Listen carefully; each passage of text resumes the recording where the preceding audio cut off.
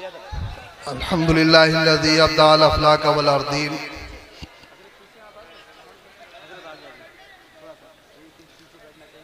वस्सलातु वस्सलामु अला मन काना नबिय्यन व आदमु बैनल माइ वत्तीन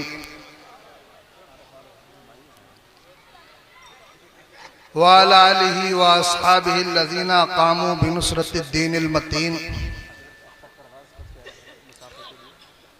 अम्मा बादु फ़अऊज़ु बिल्लाहि मिनश शैतानिर रजीम। बिस्मिल्लाहिर रहमानिर रहीम। अला इन्ना औलिया अल्लाहि ला खौफुन अलैहिम वला हुम यहज़नून अल्लज़ीना आमनू व कानू यत्तक़ून। आमन्तु बिल्लाहि सदक़ल्लाहु मौलाना अज़ीम व बल्लगना रसूलुहुन नबियुल अमीनुर रऊफुर रहीमुल करीम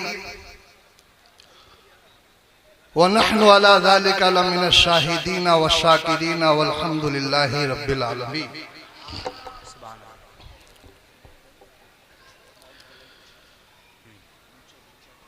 मिंबर नूर पर तशरीफ फरमा फाजिले गिरामी मर्तबत हजरत मौलाना अब्दुल रऊफ साहब किबला,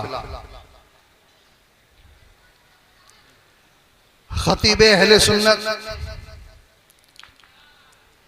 हजरत मौलाना मोहम्मद इसराइल साहब किबला दामत बरकातुहुल आलिया, वाइज़े शोला मकाल हजरत मौलाना मोहम्मद अख्तर रज़ा साहब किबला,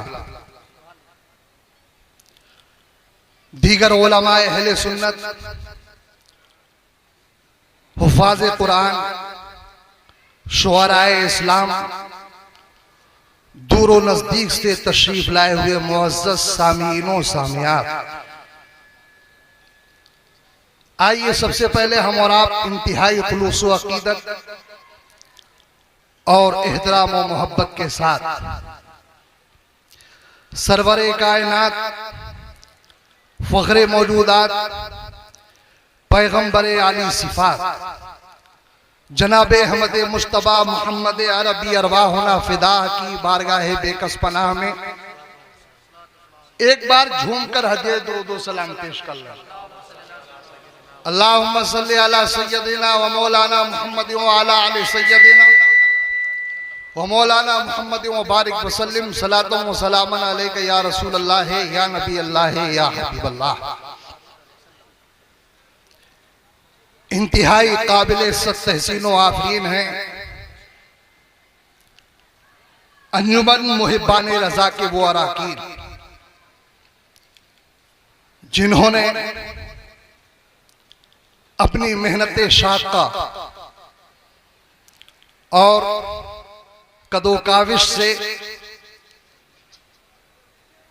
हुजूर सैयदना आला हजरत फाज़िले बरेलवी अलैहि रहमत व रिज़वान की बारगाह गिरामी नाज में अपनी अकीदत व मोहब्बत का सबूत पेश करते हुए इस अजीम शान उर्स रज़वी का इनेकाद किया। साथ ही साथ आप हजरात भी मुबारकबाद के मुस्तहिक हैं कि सर्दी की इस यख बस्ता रात में अपने नर्म और गर्म बिस्तरों को छोड़कर फाज़िले बरेलवी अलैहि रहमत व रिज़वान की बारगाह में अपनी अकीदतों का खिराज बसूरत समाअत पेश करने के लिए हाजिर आए हैं। अल्लाह रब्बुल इज्जत हस्बे अमल व नियत सबको जज़ाए खैर अता फरमाए। अभी अभी आपने अपनी ही बस्ती के एक जवां साल खतीब हजरत मौलाना अख्तर रज़ा साहब से बहुत ही बलबला अंगेज खिताब समात किया। थोड़ी देर के लिए खादिम आपकी खिदमत में हाजिर आया है। उसके बाद आपके मेहमान शुआरा, मेहमान खुतबा और आपकी बस्ती के हर दिल अजीज खुतबा आपके सामने या के बाद दीगरे आएंगे। हजरात,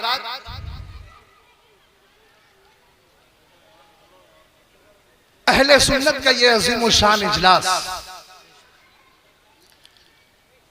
जिसे आप हजरात इतनी कसीर तादाद में समाअत कर रहे हैं और अपने आराम को छोड़ करके यहां आए हैं, ऐसे मौके पर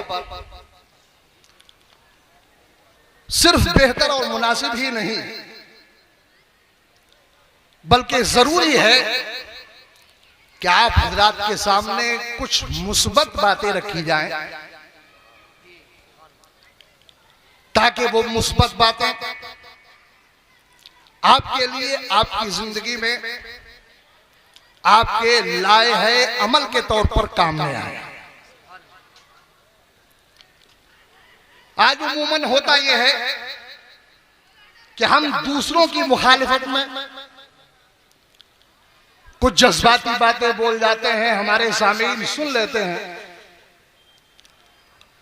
और मुखालिफत में बोली हुई जज्बाती बातें सुन करके थोड़ी देर के लिए आपके जज्बात में हलचल पैदा होती है, आप नारे लगाते हैं और खुश होकर के यहां से चले जाते हैं कि हमने बहुत बड़ा तीर मार दिया। लेकिन हकीकत यह नहीं है मेरे दोस्तों। आज जरूरत इस बात की है कि अपने इन जलसों को मनफी रुख ना दे करके मुस्बत रुख दिया जाए। यहां से कौम को वो पैगाम दिया जाए जिस पैगाम की बुनियाद पर आज दुनिया और खास तौर से मुसलमान जिस तबाही और जिस बर्बादी के दहाने पर पहुंच चुका है, मुसलमान उस तबाही और बर्बादी का शिकार ना हो सके। आज आपको मालूम नहीं, पूरी दुनिया आपको नरगे में लेने के लिए तैयार है। एक तरफ आपके अकायद की दुनिया को तबाह किया जा रहा है और दूसरी तरफ आपको अमली तौर पर भी मफलूज किया जा रहा है। माशी तौर पर आपकी कमर तोड़ी जा रही है, सियासी तौर पर आपको कमजोर बनाया जा रहा है। दुनिया का कोई मुहाज ऐसा नहीं है जिस मुहाज से मुसलमान को निशाना ना बनाया जाता है। इसलिए हजरात, ए बच्चों जरा थोड़ा सुकून से रहिए। इसलिए हजरात, आज होश में आने की जरूरत है। आप सिर्फ बहरी के माहौल को अपनी नजर के सामने ना रखें, इसलिए कि कौमियत सिर्फ बहरी का नाम नहीं है। अल कुफ्र मिल्लतुल वाहिदा की तरह कुफ्र एक कौम है, कुफ्र एक मिल्लत है। चाहे वो कुफ्र बना में यहूदियत हो, चाहे वो कुफ्र बना में ईसाइयत हो, चाहे वो कुफ्र किसी और नाम से हो, मगर अल कुफ्र मिल्लतुल वाहिदा, कुफ्र एक कौम है, कुफ्र एक धर्म है, कुफ्र एक दीन है। इसी तरीके से याद रखिए, अल ईमान मिल्लतुल वाहिदा, ईमान भी एक कौम है। एक साहिब ईमान, चाहे वो बहेड़ी में रहता हो, चाहे पीलीभीत में रहता हो, चाहे बरेली में रहता हो, चाहे मकनपुर में रहता हो, चाहे कानपुर में रहता हो, भारत में रहता हो, पाकिस्तान में रहता हो, बांग्लादेश में रहता हो, अफ्रीका में रहता हो, अमेरिका में रहता हो, बर्तानिया में रहता हो, इंग्लैंड में रहता हो, जब तक वो साहिब ईमान है वो हमारा भाई है। इसलिए नारे तकबीर, नारे रिसालत, नारे गौसियत, मसलक आला हजरत और उससे आला हजरत, अंजमन मुहिब्बान रजा। इसलिए हजरत, आप सिर्फ बहरी के माहौल को अपनी नजर के सामने ना रखें और सिर्फ चंद नारे लगा करके आप या चंद जज्बाती बातें सुन करके आप खुशफहमी में मुब्तला ना हो जाएं कि हमने कोई बहुत बड़ा तीर मार लिया। पूरी दुनिया के हालात पर नजर रखना जरूरी है। क्या बात है हजरत, इस चीज पर नजर रखना जरूरी है कि कहां से दुश्मन हमारे ऊपर हमला आवर हो रहा है, क्या बात है। कहां से दुश्मन हमारे ऊपर हमला कर रहा है, और हर मैदान से हमें दुश्मन का जवाब देना है। अगर दुश्मन खिताबत के मैदान से हमारे ऊपर हमला कर रहा है, हमें खिताबत के मैदान से उसका जवाब देना है। तदरीस के मैदान से अगर हमारे ऊपर हमला कर रहा है, तदरीस के मैदान से उसका जवाब देना है। तसनीफ व तालीफ के मैदान से अगर हमला कर रहा है, तसनीफ व तालीफ के मैदान से उसका जवाब देना है। इशाअत की दुनिया से अगर हमारे ऊपर हमला कर रहा है, तो इशाअत के मैदान से भी हमें उसका जवाब देना है। क्या बात है हजरत, जिंदाबाद, बहुत अच्छा, सुभान अल्लाह। हजरत, वाह, इन्हीं बातों को जहन में रख करके ये तमहीदी तौर पर चंद बातें मैंने आपको बताई। इन बातों को जहन में रखिए, और इन बातों को जहन में रखने के बाद मेरी मुख्तसर सी गुफ्तगू आप सुनिए। क्या बात है। सबसे पहले कुरान मजीद की वो आयत करीमा खुतबे के बाद जिसे पढ़ने का शरफ मैंने हासिल किया, उसका आप तर्जुमा समाअत कीजिए। मेरी इस तमहीद से आप समझ गए होंगे कि हो सकता है आपको मेरी चंद मिनट की और चंद लम्हों की गुफ्तगू में कोई जज्बाती बातें सुनने को ना मिले, मगर मैं जज्बाती बातें कहने का आदी नहीं और ना उससे बहुत ज्यादा मुत्तफिक हूं, बल्कि मैं सिर्फ और सिर्फ ये नजरिया रखता हूं कि चाहे जज्बात के अंदाज में हो, चाहे संजीदगी के अंदाज में हो, कौम को वो चीज देना चाहिए जिस चीज की कौम को जरूरत है। क्या बात है, वाह वाह वाह, सुभान अल्लाह, इसी चीज को जहन में रख करके तर्जुमा समाअत फरमाएं। सुभान अल्लाह, सुभान अल्लाह रब्बुल इज्जत का इरशाद है, अला इन्ना औलिया अल्लाह ला खौफुन अलैहिम वला हुम यहज़नून। खबरदार, बेशक अल्लाह के वली न उन्हें कोई खौफ है और न वो रंजीदा होते हैं। आयत करीमा बहुत मशहूर व मारूफ है, हजारों बार आयत करीमा का तर्जुमा आपने सुना होगा। अल्लाह के वलियों को कोई खौफ नहीं, अल्लाह के वली रंजीदा नहीं होते, उन्हें कोई गम नहीं होता, उन्हें कोई हुज़्न नहीं होता, उन्हें कोई मलाल नहीं होता। ये कौन है अल्लाह के वली? अल्लाह के वली की पहचान क्या है? अल्लाह का वली किसको कहा जाए? जो हवा में उड़ रहा हो क्या उसको अल्लाह का वली कहें? जो समंदर पर तैर रहा हो क्या उसको अल्लाह का वली कहें? किसको अल्लाह का वली कहा जाए? तो कुरान कहता है अल्लज़ीना आमनू व कानू यत्तकून, जो साहिब ईमान हो और साहिब अमल हो, जो ईमान की दौलत से भी माला माल हो, जो अमल की दौलत से भी माला माल हो, वो अल्लाह का वली है। और जब वो अल्लाह का वली है तो हर ऐसा अल्लाह का वली जिसके पास ईमान की भी दौलत है और अमल की भी दौलत है, उसके बारे में कुरान ऐलान करता है, ऐ लोगों, अगरचे वो ज़ाहिरी तौर पर बेसरो सामान क्यों ना हो, अगरचे ज़ाहिरी तौर पर वो निहत्था क्यों ना हो, अगरचे ज़ाहिरी तौर पर वो बेहथियार क्यों ना हो, अगरचे ज़ाहिरी तौर पर उसके हाथ में तलवार ना हो, अगरचे ज़ाहिरी तौर पर उसके पास ताकत ना हो, अगरचे ज़ाहिरी तौर पर उसके पास कुव्वत ना हो, अगरचे ज़ाहिरी तौर पर उसके पास शौकत ना हो, अगरचे ज़ाहिरी तौर पर उसके पास चाहो जलाल ना हो, मगर सुनो, परवरदिगार की ताकत उसके पास होती है, अल्लाह की कुव्वत उसके पास होती है, अल्लाह की कुदरत उसके पास होती है। वो देखता है तो अल्लाह की कुदरत से देखता है, वो बोलता है तो अल्लाह की कुदरत से बोलता है, वो पकड़ता है तो उसके हाथ में अल्लाह की कुदरत कमाल करती है, वो बोलता है तो परवरदिगार ऐलान करता है, ए लोगों, बज़ाहिर मेरा बंदा बोल रहा है मगर हकीकत में मैं बोल रहा हूं। वो कुछ देखता है तो अल्लाह की कुदरत पुकार के कहती है, ए लोगों, बज़ाहिर ये देख रहा है मगर हकीकत में मैं देख रहा हूं।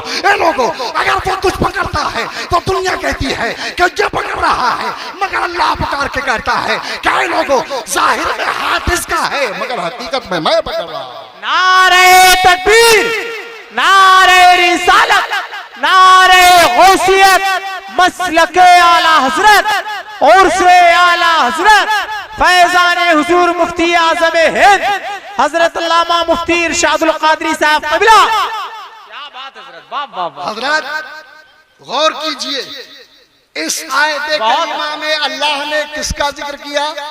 जोर से बोलिए, अरे किसका जिक्र किया? अपने वलियों का जिक्र किया। बोलो, किसका जिक्र किया?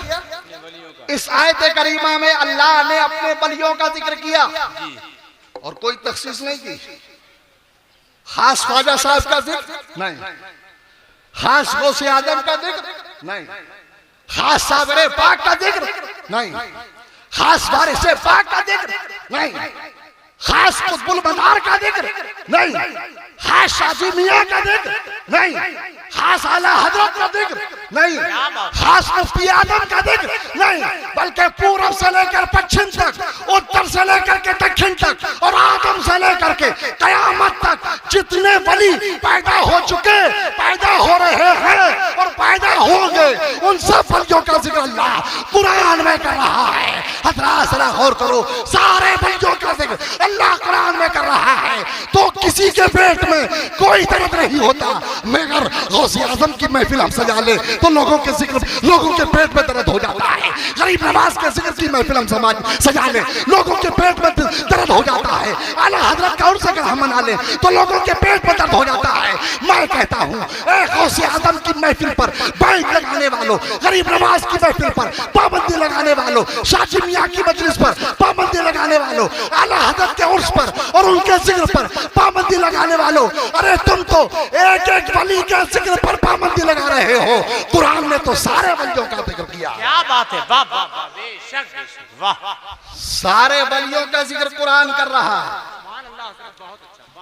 और हजरत गौर करने की बात है, हम जिक्र कर रहे हैं, हम जिक्र करें तो जाकिर हम और अल्लाह के वली मज़कूर। हम जिक्र करने वाले, अल्लाह के वली जिक्र किए जाने वाले, मगर कुरान में अल्लाह जिक्र कर रहा है। तो जाकिर कौन हुआ? बोलिए कौन जाकिर हुआ? अल्लाह जाकिर हुआ। और याद रखो, जिस तरह अल्लाह कब से है? बोलिए, अरे अल्लाह कब से है? हमेशा से। कब तक रहेगा? हमेशा रहेगा।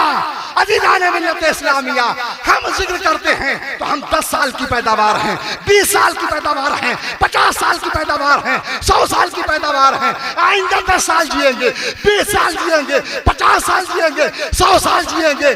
पता चला कि हम जो जिक्र कर रहे हैं वो एक दिन नहीं था, बल्कि हमारे पैदा होने के बाद शुरू हुआ और हमारे खत्म हो जाने के बाद खत्म हो जाएगा। हमारा किया हुआ जिक्र एक दिन शुरू हुआ है, एक दिन खत्म हो जाएगा। मगर सुनो, परवरदिगारे कायनात ने जो जिक्र किया है, याद रखो, जिस तरह अल्लाह हमेशा से है, इसी तरह अल्लाह की सिफात भी हमेशा से है। जिस तरह अल्लाह बेशक बेशक, इसी तरह अल्लाह की सिफात भी हमेशा रहेगी। मालूम क्या हुआ? मिजाज क्या मिला? नतीजा ये हुआ कि परवरदिगारे कायनात ने अपने महबूब वलियों का जो जिक्र किया है वो हमेशा से है। क्या बात है, वाह वाह वाह, बेशक बेशक, हजरत जिंदाबाद जिंदाबाद। ना अल्लाह को कोई मिटा सकता है, बोलो मिटा सकता है? ना अल्लाह को कोई मिटा सकता है, ना अल्लाह की सिफात को कोई मिटा सकता है। उसकी जात भी हमेशा से है और उसकी सिफात भी हमेशा से है। कहाँ है ये जिक्र? कुरान पाक में। दुनिया जानती है कि कुरान पाक अल्लाह का कलाम है और अल्लाह का कलाम अल्लाह की सिफत है। और कुरान जब अल्लाह की सिफत है तो ना अल्लाह मिट सकता है, ना अल्लाह का कुरान मिट सकता है। और जब अल्लाह का कुरान नहीं मिट सकता तो अल्लाह के कुरान में जो औलिया अल्लाह का जिक्र है वो जिक्र भी नहीं मिट सकता। और हजरात, एक दूसरे रुख से जरा समझने की कोशिश कीजिए। आज हम गौसे पाक का जिक्र करें तो लोग बिदअत का फतवा लगाते हैं, गरीब नवाज का जिक्र करें तो बिदअत का फतवा लगाते हैं।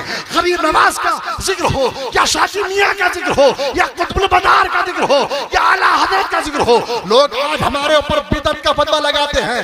मैं कहता हूं नादानो, हम तो गौसे पाक का जिक्र गौसे पाक के पैदा होने के बाद कर रहे हैं। गरीब नवाज का जिक्र गरीब नवाज के पैदा होने के बाद कर रहे हैं। कुतुबुल मदार का जिक्र कुतुबुल मदार के पैदा होने के बाद कर रहे हैं। शाजी मियां का जिक्र शाजी मियां के पैदा होने के बाद कर रहे हैं।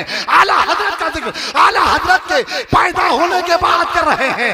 मगर कुरान में अल्लाह ने अपने वलियों का जो जिक्र किया है, जिस तरह अल्लाह हमेशा से है, इसी तरह उसका किया हुआ जिक्र भी हमेशा से है। मालूम हुआ कि अल्लाह ने कुरान में अपने वलियों का जो जिक्र किया है वो उस वक्त किया है जब गौसे आजम पैदा भी नहीं हुए थे, जब गरीब नवाज पैदा भी नहीं हुए थे, जब शाजी मियां पैदा भी नहीं हुए थे, जब आला हजरत पैदा भी नहीं हुए थे। अरे नादानो, जब परवरदिगार अपने वलियों का जिक्र उनके पैदा होने से पहले कर सकता है तो हम उनके पैदा होने के बाद क्यों नहीं कर सकते? बोलो, बात समझ में आई कि नहीं आई? मगर ये वली है कौन? लोग धोखे में पड़ जाते हैं। किसी के गले में लंबी माला देखी, लोगों ने कहा ये अल्लाह का वली, आ जाओ मियाँ बैठ जाओ, मुरीद कर लो हमें, जन्नत में पहुंचा दो हमें। किसी के हाथ में टेढ़ा मेढ़ा सोटा देखा, खा रहे ये अल्लाह का वली जा रहा है, आ जाइए सरकार, बैठ जाइए हुजूर, क्या लेंगे हुजूर, क्या खाएंगे हुजूर। किसी को काले कपड़ों में देखा, पीले कपड़ों में देखा, हाँ हाँ हाँ यही अल्लाह का वली है, आ जाओ हजरत, बैठ जाओ हजरत। और ऐसे हजरत जब वो देखते हैं कि अरे न नमाज की जरूरत, न रोजे की जरूरत, न हज्जो ज़कात की जरूरत, खाली काले कपड़े पहन लिए, पीले कपड़े पहन लिए, टेढ़ा मेढ़ा सोटा हाथ में ले लिया, लंबी सी माला गले में डाल ली और लोग अल्लाह का वली मान रहे। इससे सस्ता कारोबार कौन सा होगा? इससे सस्ता कारोबार कौन सा होगा?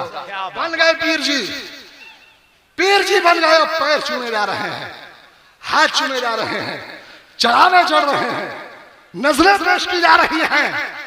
मगर हजरात याद रखो, ये ढोंगी पीर ये न दुनिया में तुम्हारे काम आएंगे, न आखिरत में तुम्हारे काम आएंगे। ये सिर्फ पेट पालू मुरीद पीर हैं, पेट पालने वाले पीर। ये पेट पालने वाले पीर दुनिया में भी तुम्हारे लिए बर्बादी का सबब है और आखिरत में भी तुम्हारे लिए बर्बादी का सबब ही साबित होंगे। ऐसे पीरों का हाल अल्लाह की पनाह। बात आ गई है तो सुनाता चलूं। एक गांव में ऐसे ही पीर साहब पहुंच गए। कौन से? पेट पालू पीर। हाँ, पहुंच गए किसी गरीब मुरीद के यहाँ। गरीब मुरीद ने बेचारे ने खाना तैयार किया और खाना तैयार करके पीर साहब के सामने रखा।